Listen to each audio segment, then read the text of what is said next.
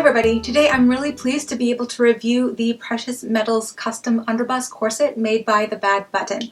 And The Bad Button is a one-woman business run by Alicia out of Kentucky in the USA. So without further ado, here's the front, the side, the back, and the other side.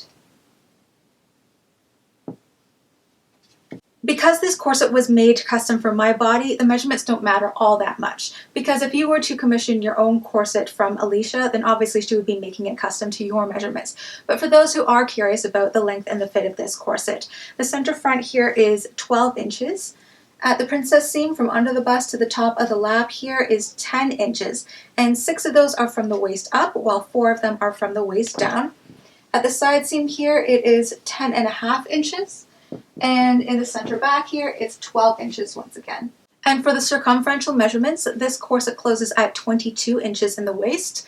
The underbust here closes at 29 inches, so it has a 7-inch rib spring. And the high hip here closes at 34 inches, so it has a 12-inch hip spring. This corset is also gently rounded at both the top edge and the bottom edge here in the center front. And in terms of the silhouette, it is ever so slightly rounded through the rib cage. It does pull in my lower floating ribs a little bit, but there is a little bit of like a convex patterning through the ribs here. One very unique feature about the Bad Button corsets I've noticed is how much they're able to flex through the back here. So if you have any kind of lumbar lordosis, or if you have a shelf bum and you need a lot of space, you don't like your corset to be like cutting into your bum or your tailbone area, then Alicia's corsets will be great for that, because the back is not only very flexible, but she patterns for plenty of room here throughout the side back and the very center back for your hips and your bum.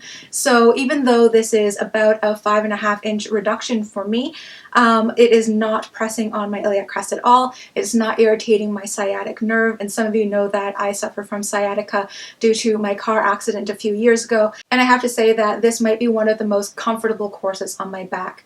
Now, because it is a little bit more flexible, it can be a little bit more tricky to lace up parallel for me, but if you have more lumbar lordosis than I do, it would actually be a little bit easier, because what I have noticed in general when it comes to patterning, what I've generally noticed is if somebody has almost no lumbar lordosis and it seems that their lower back just goes straight down, which is my body is somewhat veering towards that, then they have a tendency to find that corsets will bow a little bit on them in the back. Whereas somebody who has sway back, very, very pronounced lumbar lordosis, or a shelf bum, they might notice that when they're trying to tie up their corset, their bowing might actually be in the opposite direction, where it comes in the waist and it's actually a little bit wider at the top and the bottom. So there is a little bit of a trade-off when it comes to having a more flexible back to your corset, because it does make it much more comfortable. However, it can affect the fit or the way that the shape of the lacing gap is. So it's just a little something to be aware of. So let's go to the tabletop portion of this review, and I can show you the other gorgeous details of the precious metals on this corset close up.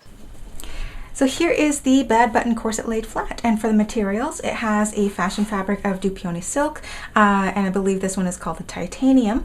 The fashion fabric is coutil, and on the inside it has a soft floating liner of this lightweight black cotton. And this is what the Bad Button label looks like. So it looks like a half a corset here and a little button right there. It's really cute. And here you can see the gold leaf and how shiny and metallic it is in the light here, as well as you can appreciate this metallic gold flossing at the top. It's along every boning channel. This corset has a 6-panel pattern. 1, 2, 3 makes the front, 4, 5, 6 makes the back, and you can see that there is ample room for the hip here in panels 3 and 4, and also a bit of 5, and also 4, 5, and 6 gives you lots of space in the back there, which is what I need because I tend to squish upwards. So I love that this corset doesn't give me a lot of muffet top in the back. Also, panels 1 and 2, you can see that they converge down to the center front here to give you a little bit more control over the tummy here. here. So for the construction, the silk was flat-lined to the fashion fabric and treated as one layer, and the panels were assembled using this sturdy top stitch here. It's single boned on the seams here, and like I said before, the lining inside is actually floating, so it's attached to the first panel here and in the back right there, but the rest here are only attached at the top and bottom binding. And I can see and feel a faint outline of a waist tape here. So it's invisibly stitched in between the layers, and it is 1 inch wide, and it goes from panel 1 here all the way back to panel 6. And here is a close-up of the binding made from bias strips of the same du Peony silk, and it is machine stitched on the outside here, and on the inside it is expertly hand finished. So my corset did not come with a Modesty panel in the back by default, but because they do custom corsets, I'm sure if you were to specifically request a Modesty panel in the back, they could be able to do that for you. And in the front here, you can see that there is a Modesty placket in the front, 1/2 inch wide, extending from the knob side of the busk, not boned, but stiffened here and finished in the same silk. The busk in this corset is 10.5 inches long, and it has 5 loops and pins all equidistantly spaced. It is a standard flexible busk, so 1/2 inch wide on each side, and it is fairly flexible, but it is reinforced by 1, 2, 3, 4 1/4 inch wide flat steel bones, so 2 on each side, which helps keep the center front nice and flat when you're wearing it. This corset has a total of 18 bones, 9 on each side, not including the center front busk here. So it's single bone on the seams here with 1/4 inch wide spirals, 1, 2, 3, 4, 5, and you can see that they all faintly attract my magnet here. And then there are 2 1/4 inch wide flat steel bones sandwiching the grommets here, as well as 2 1/4 inch wide flat steels by the busk here, and these ones are very strong. And here's a close-up of the grommets. There are 22 of them in size 0 with a medium flange around them. They are equidistantly spaced. They're all holding in very neatly and nicely here.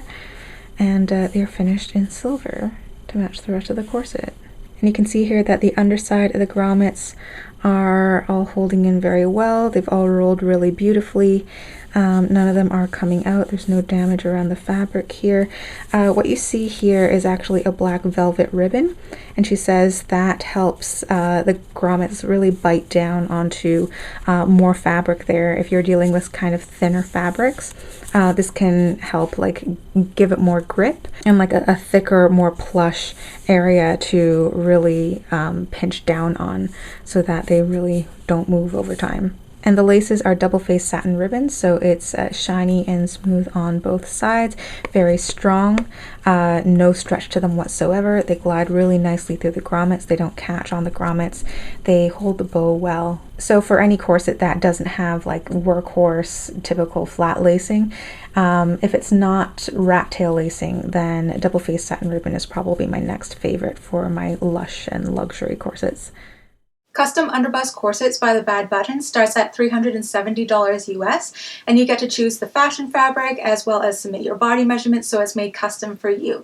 Because it is a custom commission, then if there are any details about this particular corset that you don't particularly like, for instance, if you want like something more pointed or more straight at the top and bottom edges, a difference to the silhouette, anything else, then obviously these can be amended to your tastes. These little details are all taken care of in a custom commission, so just be sure that you are communicating effectively with Alicia. And this concludes my review of the Precious Metals underbust corset made by the Bad Button. I hope you enjoyed it and you learned something new. If you did, please remember to click that like button down there as it helps support this channel. If you have any comments or questions about this corset or working with the Bad Button in general, feel free to leave your questions down below and I'd be happy to get back to you with my answers. Or if I don't know the answer, then I can call Alicia over and she can answer. And if you own a corset by the Bad Button, feel free to leave a comment down below and let us know what you think of your corset, because I'm sure many of us would be curious to know your thoughts as well. So once again, thank you for watching, and I will see you all next week for another video. Bye.